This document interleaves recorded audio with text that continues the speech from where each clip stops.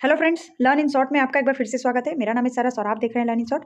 Friends, अब आपका Saturday को एग्जाम है, तो मैं सिर्फ ये आपको लास्ट वीडियो दे रही हूँ क्योंकि 2018 का मैंने हिंदी इंग्लिश करा दिया था।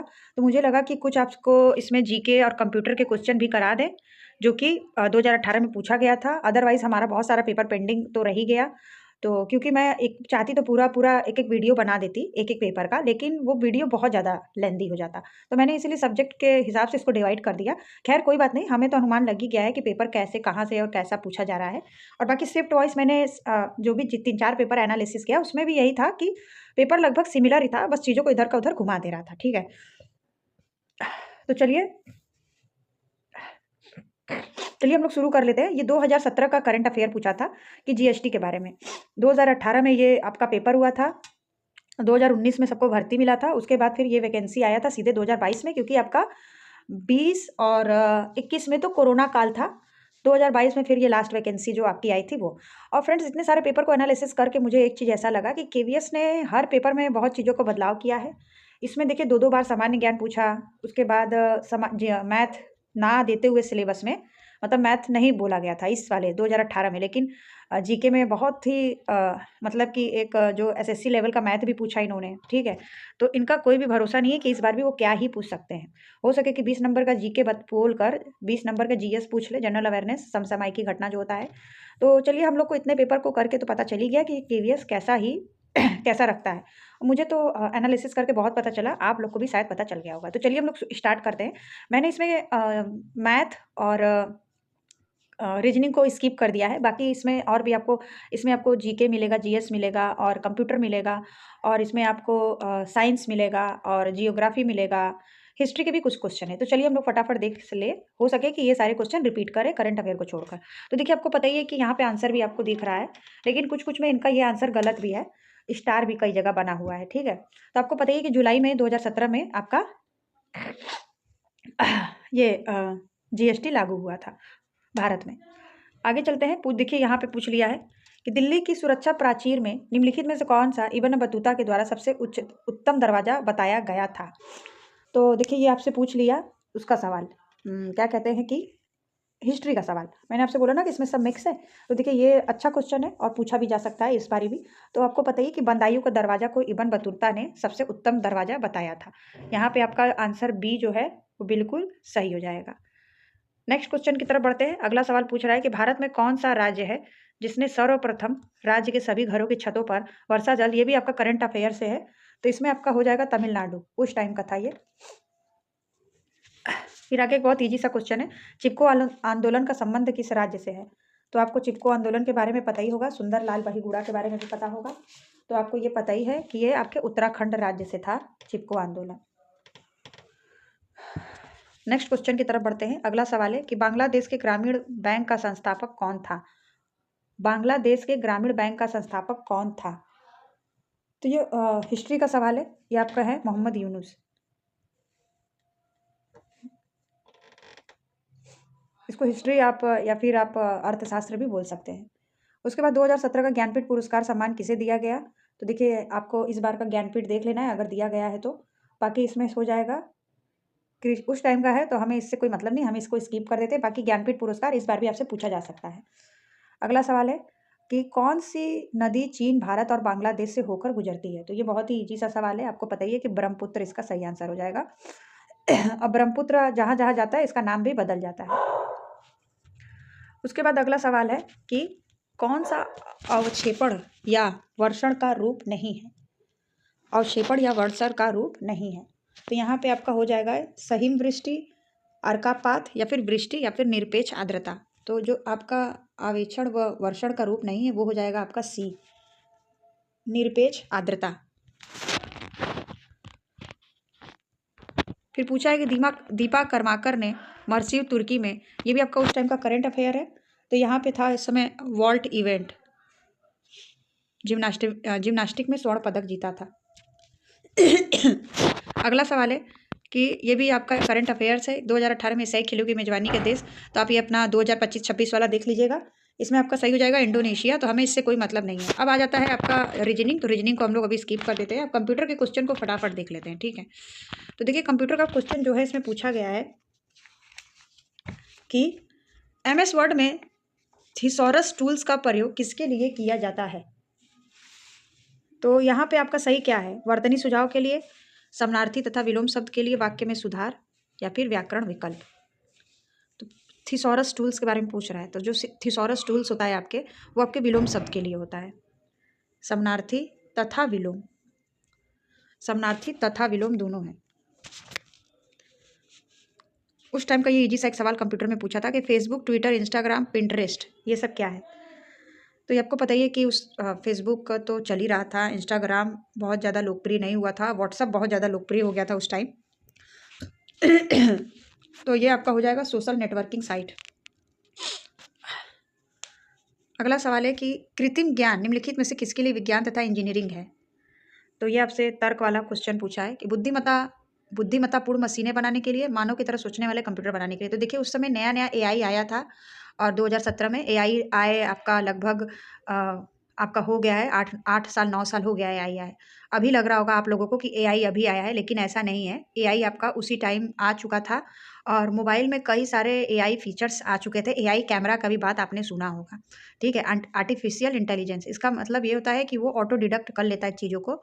और अब धीरे धीरे AI का विस्तार काफ़ी बढ़ गया है, जो कि आपका जो 5वां पीढ़ी है वो पूरा AI पे ही वर्क करेगा, ठीक है। अगला सवाल है आपका, निम्नलिखित में से कौन सा font impact MS PowerPoint font dialog box में उपलब्ध नहीं है? तो आपका जो है शैडो उपलब्ध नहीं है, अंडरलाइन उपलब्ध नहीं है, स्ट्राइक थ्रू उपलब्ध नहीं है, या फिर एम्बॉस उपलब्ध नहीं है। तो जो आपका यहाँ पे देखिए स्ट्राइक थ्रू तो उपलब्ध है, अंडरलाइन भी उपलब्ध है, शैडो उपलब्ध नहीं है पावर पॉइंट में, और एम्बॉस उपलब्ध नहीं है। तो यहाँ पे जो आपका A और B है वो दोनों हो जाएगा, A और B।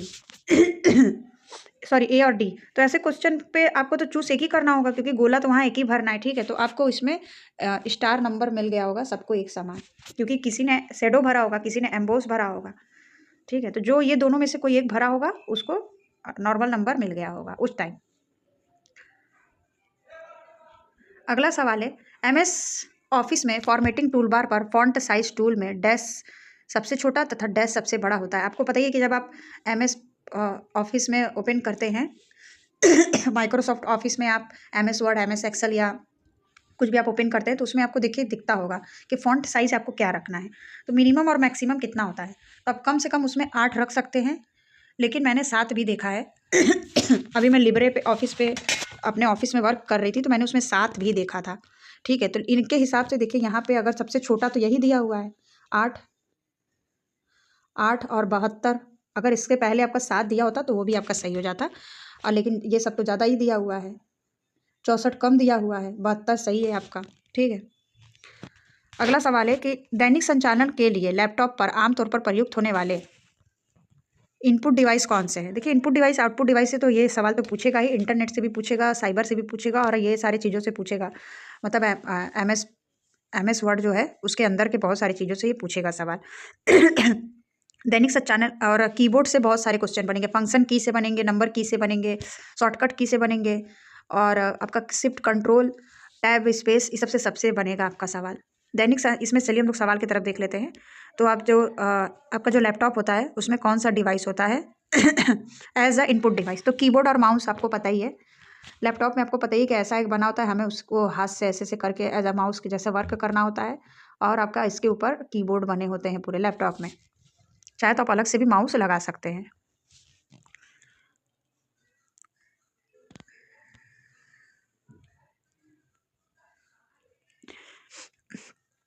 वैसे तो देखिए इस वाले नंबर पे इस वाले क्वेश्चन पे स्टार था, क्योंकि कीबोर्ड और माउस तो है ही, लेकिन साथ में आपका और भी इसमें है। जो नीचे देख लेते हैं, नीचे वाला ऑप्शन, कीबोर्ड तथा screen, input device, keyboard, mouse, CD रोम, माउस तथा पेन ड्राइव तथा स्क्रीन।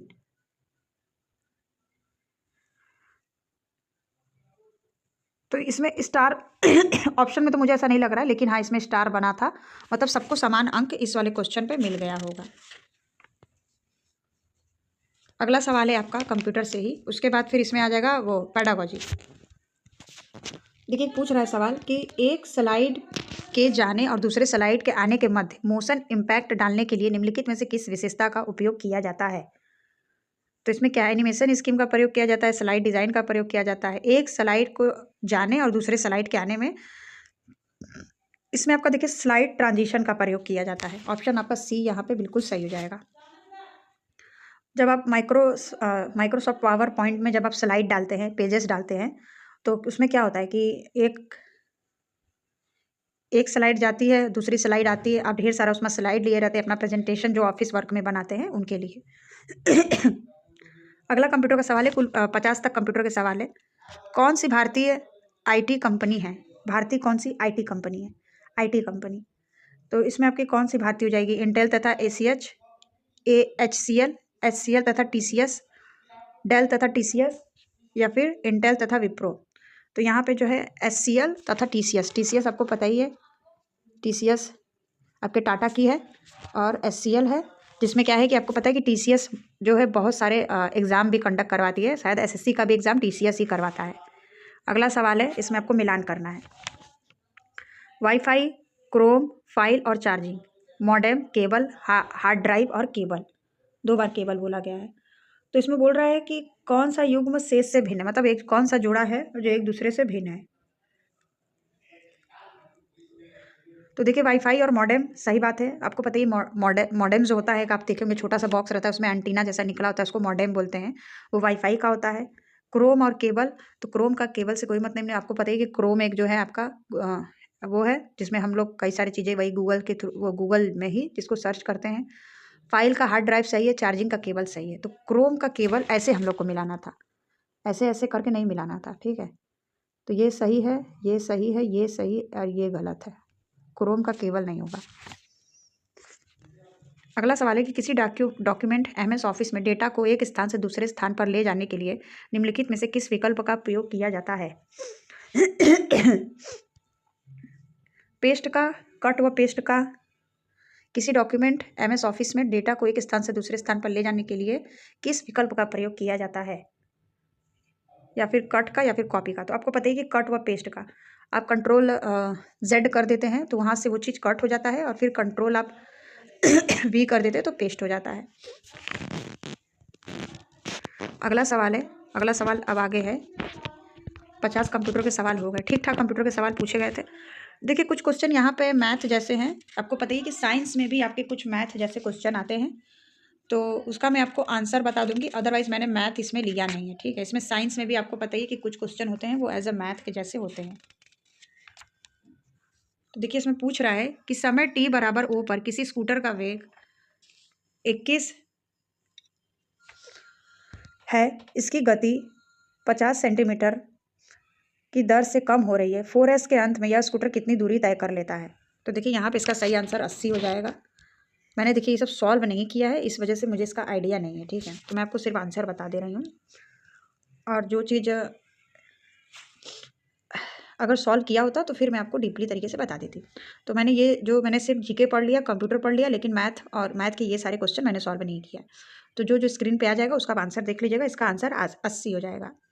इसको पूरा आपको प्रारंभिक वेग, त्वरण समय, गति के समय सेंटीमीटर, ये सब करके आपको इसको सॉल्व करना होगा, ठीक है। अगला सवाल है कि सोडियम में सही इलेक्ट्रॉनों का वितरण क्या है? तो आपको पता ही है कि सोडियम की परमाणु संख्या क्या होती है? सोडियम की परमाणु संख्या 11 होती है, ठीक है। उसमें क्या होता है कि इलेक्ट्रॉनों का वितरण होता है। तो वितरण कैसे होता है? 2 8 1, 2 6 3, 5 5 1, या फिर 2 5 4। तो देखिए इसमें क्या हो जाएगा, जो इलेक्ट्रॉनों का वितरण होता है वो आपका होता है 2 8 1। ये आपका सही आंसर हो जाएगा।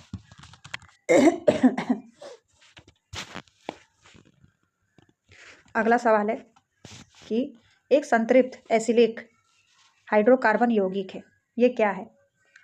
ये ब्यूटेन है, बेंजीन है, एथीन है, या फिर देखिए संतृप्त और असंतृप्त की बात आए तो ब्यूटेन और प्रोपेन की बात आ जाती है। तो चाहे तो आप इसमें एलिमिनेशन मेथड भी लगा के इसको सॉल्व कर सकते हैं। अगर पेपर में ऐसा कोई वो आ जाए तो आप ब्यूटेन पे लगा देंगे। हाइड्रोकार्बन यौगिक है ब्यूटेन।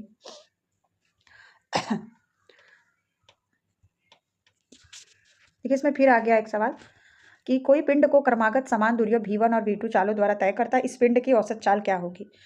तो इसको भी देखिए वेग बराबर दूरी बटे समय ये करके आपको पूरा फॉर्मूला लगा के इसको सॉल्व करना होगा। तो इसका सही आंसर हो जाएगा 2v1v2 और is equal to v1 plus v2। D इसका सही आंसर हो जाएगा। ये सब देखिए साइंस के ही सवाल है, साइंस में भी कुछ मैथ होते हैं। उसके बाद पूछ रहा है कि कोई खुली जीप किसी सरल रेखी पथ पर एक समान वेग से गतिमान है। आगे की सीट पर बैठा कोई व्यक्ति किसी गेंद को ऊर्ध्वाधर ऊपर उछालता है। कुछ समय पश्चात वह गेंद के बाद क्या होगा? गेंद के बाद यहाँ पे स्टॉप लगा हुआ, उसके हाथ पर गिरती है। मतलब कि क्या होता है कि कोई खुली जीप है, कोई खुली जीप किसी तरल रेखी पथ पर एक समान वेग से समान गतिमान है। आगे किसी सीट पर बैठा व्यक्ति यदि किसी गेंद को ऊर्ध्वाधर ऊपर उछालता है, कुछ समय पश्चात वह गेंद कहाँ जाएगा? मतलब कोई आप गाड़ी जीप पर बैठे हुए और अपने गेंद को ऊपर उछाला तो क्या होगा? उसके हाथ पर गिरती है, या फिर जीप के सामने गिरती है, या फिर जीप की पिछली सीट पर गिरती है, या फिर जीप के बाहर गिरती है। तो देखिए इसका जो सही आंसर हो जाएगा, मतलब आप किसी खुली जीप पर बैठे हुए हैं और आपका जो वेग है वो समान वेग गतिमान है, तो क्या होगा कि वो जिसका बॉल होगा वो उसके हाथ पे ही गिरेगा। इसका एक ऑप्शन आपका बिल्कुल सही हो जाएगा कि वो क्या होगा, उसके हाथ में ही गिरेगा।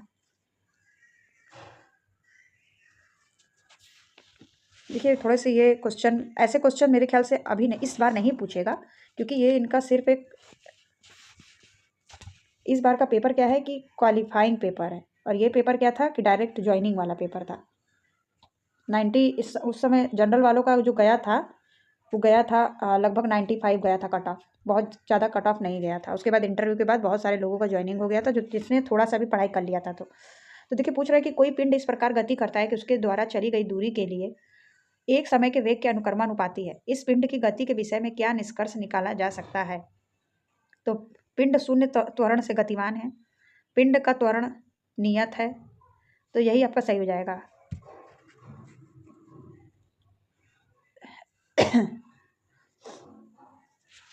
फ्रेंड्स देखिए मेरा बैकग्राउंड जो है वो साइंस का नहीं है, और लेकिन मैं तैयारी तो मैं भी करती हूँ इधर उधर से, मतलब जो भी छोटी छोटी चीज़ें मैं पढ़ती रहती हूँ।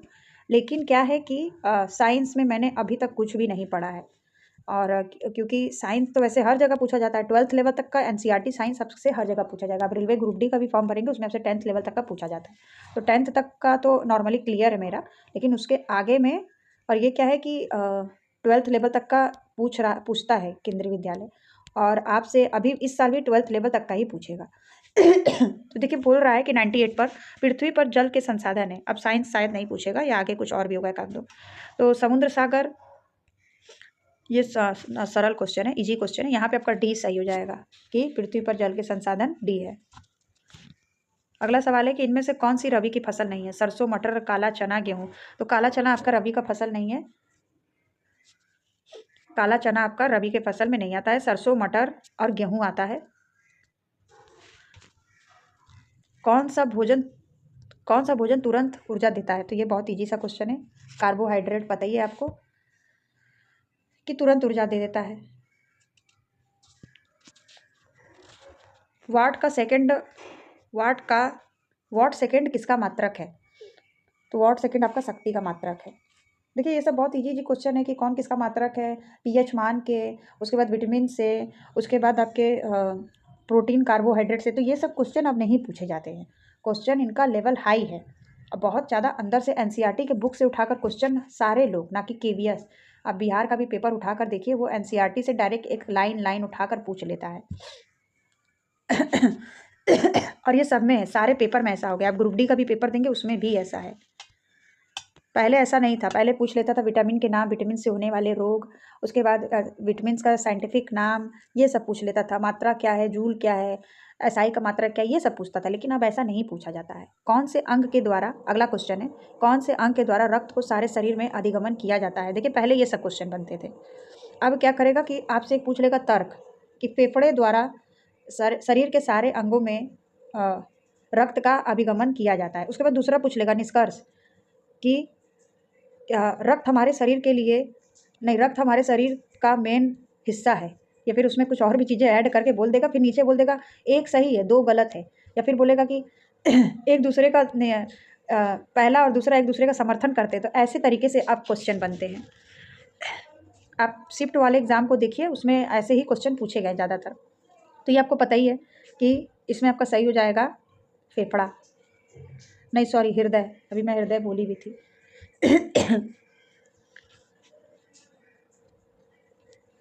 ऐसे क्वेश्चन क्योंकि अब पता है कि लोगों ने बहुत ज़्यादा पढ़ाई कर लिया है, तो इसीलिए अब घुमा घुमा के क्वेश्चन पूछता है। ठीक है, चलिए अगले क्वेश्चन की तरफ बढ़ते हैं। अगला ये थोड़ा सा मैथमेटिकल है, हम लोग इसको स्किप करते हैं। आगे पूछ रहा है कि मनुष्य के शरीर में छोटी आंत की लंबाई क्या होती है। तो ये अच्छा क्वेश्चन है, 7.5 मीटर छोटी आंत। अब सही कथन को चुनना है कि ईंधन को जलाना भौतिक परिवर्तन है। बी बोल रहा है कि मेथेन जल गैस CFC इत्यादि ग्रीन हाउस जैसे नहीं होते हैं। पूछ रहा है सही कथन को चुनना है, तो ये दोनों ऊपर वाले सही नहीं है। तीसरा है कि क्लोरोफिल को एक हरित वर्णक है जो प्रकाश संश्लेषण में उत्प्रेरक की तरह कार्य करता है, यही आपका सही है।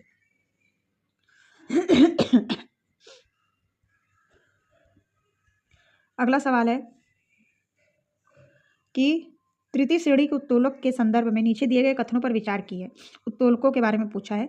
इन उत्तोलकों में व्यास आलम और भार के मध्य होता है, तो इसमें बोलेगा, देखिए इसी तरीके के क्वेश्चन अब ज़्यादा पूछ रहे हैं।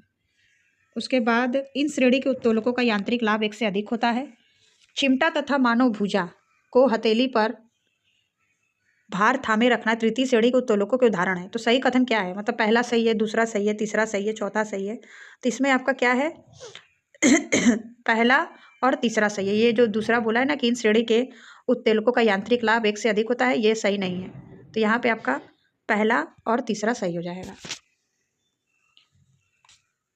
अब चलिए कुछ जियोग्राफी से क्वेश्चन पूछा हुआ है और फिर बहुत सारे मैथ पूछे हुए हैं इन्होंने। पूछ रहा है कौन सा गलत सुमेलित है। बुध,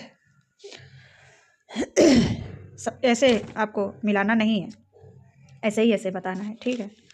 तो बुध सूर्य के सबसे पास, सही बोल रहा है। शुक्र सबसे गर्म ग्रह, ये भी सही बोल रहा है। शनि बगैर रिंग का, तो ये गलत बोल रहा है। आपको पता ही शनि में आपको नहीं देखा होगा ऐसे ऐसे रिंग बना हुआ है, तो यही आपका गलत है। और बोला क्या था कि कौन सा गलत सुमेलित है, तो यही आपका गलत है। मंगल क्या लाल ग्रह कहलाने वाला, ये बात सही है। मंगल को आपने देखा होगा पूरा रेड रेड रहता है। और अगर आपसे पूछ ले कि किस ग्रह पे आपका भार सबसे ज़्यादा रहेगा, तो आपका बृहस्पति ग्रह हो जाएगा, जुपिटर। अगर आप मानकर चलिए कि आप 80 किलो के हैं, एक मोटा मोटी बता दे रहे, तो आप बृहस्पति ग्रह पे 200 किलो के हो जाएंगे। अगर आप 40 किलो के हैं तो बृहस्पति ग्रह पे आप 100 किलो के हो जाएंगे।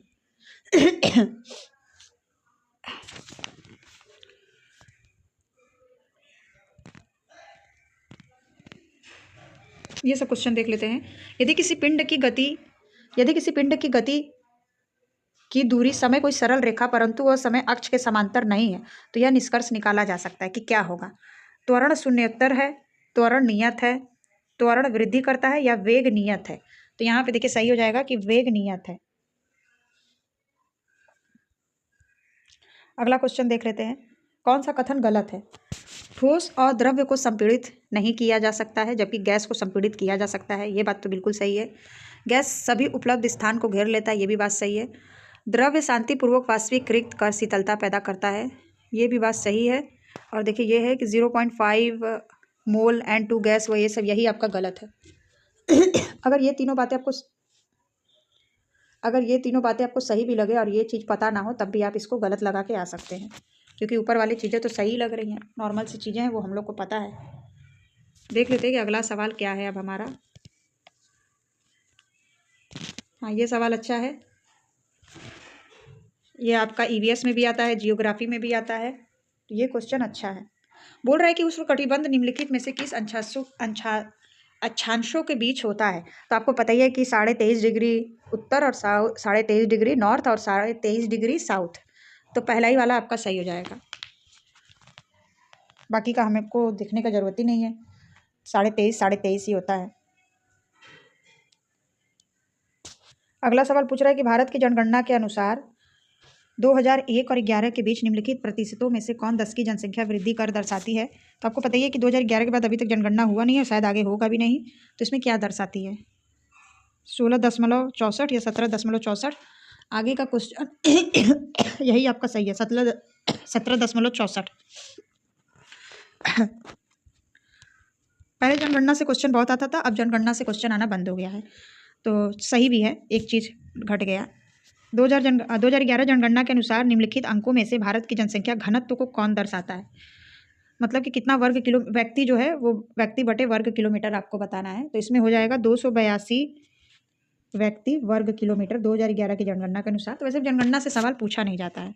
अगला सवाल है कि अगर 1 डिग्री के अंतराल पर अक्षांश रेखाओं को खींचा व चिन्हित किया जाए तो उत्तरी गोलार्ध में उनकी कितनी रेखाएं बन जाएगी? ये क्वेश्चन अच्छा है। 1 डिग्री के अंतराल में अगर आप रेखा खींचते हैं तो आपको यहाँ पे आपने पढ़ा होगा कि 89 रेखाएं बन जाती है। वैसे सब 90 बोलते हैं लेकिन एक को नहीं गिना जाता है, तो यहाँ पे आपका 89 सही हो जाएगा। देखिए 90 ऑप्शन में दिया भी हुआ है। अब पूछ रहा है अगला सवाल कि निम्नलिखित में से कितने प्रतिशतों में से कौन सा वायुमंडल में पाए जाने वाले नाइट्रोजन गैस के लिए सही है? तो आपको बताइए कि हमारे पृथ्वी में सबसे ज़्यादा नाइट्रोजन गैस पाया जाता है, जो कि आपका 72, 70 नहीं है, ये आपका हो जाएगा 78। सॉरी 78 आपका बिल्कुल सही हो जाएगा। अगला सवाल है कि भारत की जनगणना 2011 के अनुसार भारत की नगरीय जनसंख्या के लिए निम्नलिखित प्रतिशतों में से कौन सही है? तो इसमें क्या था कि ऑप्शन सही नहीं था, तो आपको यहाँ पे स्टार मिला हुआ है। तो इसमें सबको वो नंबर मिल गया था। इसमें क्या है कि वो ऑप्शन दिया ही नहीं हुआ है। नगरीय और ग्रामीण का पूछा है, नगरीय और जनसंख्या के लिए नगरीय पूछा है, भारत की नगरीय जनसंख्या के लिए निम्नलिखित में से कौन सा प्रतिशत है? ये 2011 की जनगणना के अनुसार। तो देखिए यहाँ पे जो ग्रामीण है उनके लिए है 31.2% है और शहरी के लिए 68.8% है। लेकिन अभी जनगणना वालों से मतलब वालों के लिए जनगणना वाले सवाल अब हमारे काम के नहीं। अब पूछ रहा है कि समुदाय की भूमि को क्या कहते हैं?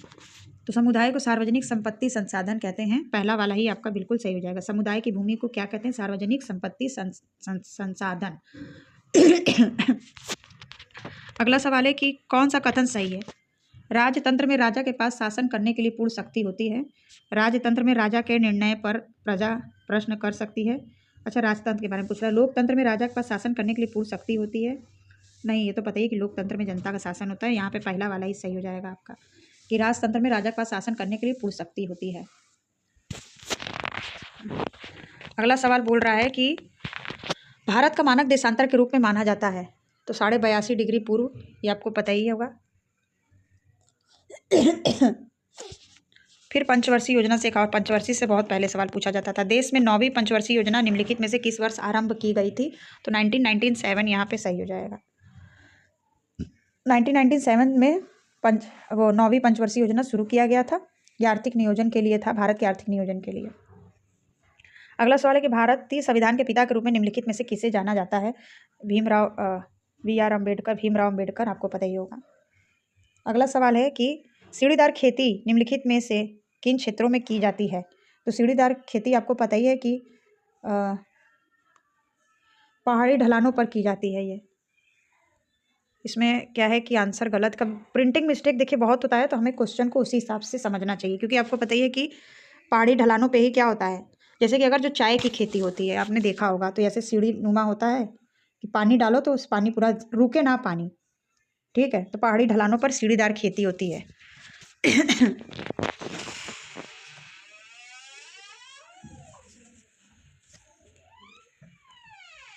अगला सवाल है कि पृथ्वी तथा इसके वायुमंडल में जल का स्थानांतरण किस निम्नलिखित तत्वों के समूह को सम्मिलित करता है? यहाँ पे क्या हो जाएगा आपका? वाष्पीकरण करता है, संघनन करता है, वर्षण करता है और जलवाहक करता है। तो यही आपका सी वाला बिल्कुल सही हो जाएगा।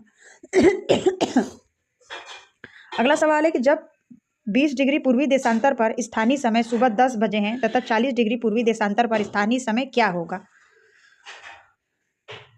20 डिग्री पूर्वी देशांतर पर सुबह 10 बजे है, तो आपको पता है कि 4 घंटे का डिफरेंस होता है, तो यहाँ पे आपका 2 बज जाएगा। वहाँ 10 बज रहा है तो यहाँ पे 2 बज, मतलब कि 80 डिग्री पूर्वी देशांतर पे आपका 2 बज जाएगा। अगला सवाल है कि निम्नलिखित में से हार्ट व ग्रेवन किसके द्वारा बनाए जाते हैं? हार्ट व ग्रेवन आपके भरनसन द्वारा बनाए जाते हैं। ये आपके जियोग्राफी के क्वेश्चन है।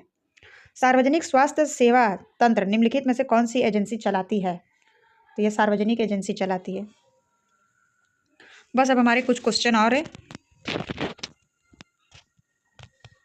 ग्राम सभा के सचिव का चुनाव नियुक्ति किसके द्वारा होता है? तो देखिए, ग्राम सभा का जो सचिव होता है वो सरकार के द्वारा नियुक्ति होता है उनका। 2011 की जनगणना के अनुसार निम्नलिखित लिंग अनुपातों में से भारत के लिए क्या है?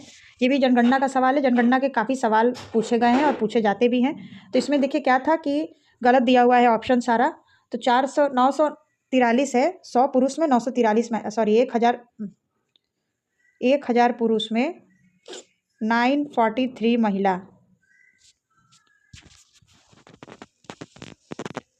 दिल्ली और कन्याकुमारी के बीच नई रेलगाड़ी आरंभ करने के लिए निम्नलिखित सरकारी संस्थानों में से किसके पास अधिकार होता है? देखिए केंद्र सरकार का, आपको यहाँ पे सी दिख भी रहा होगा और यहाँ पे केंद्र सरकार हो जाएगा।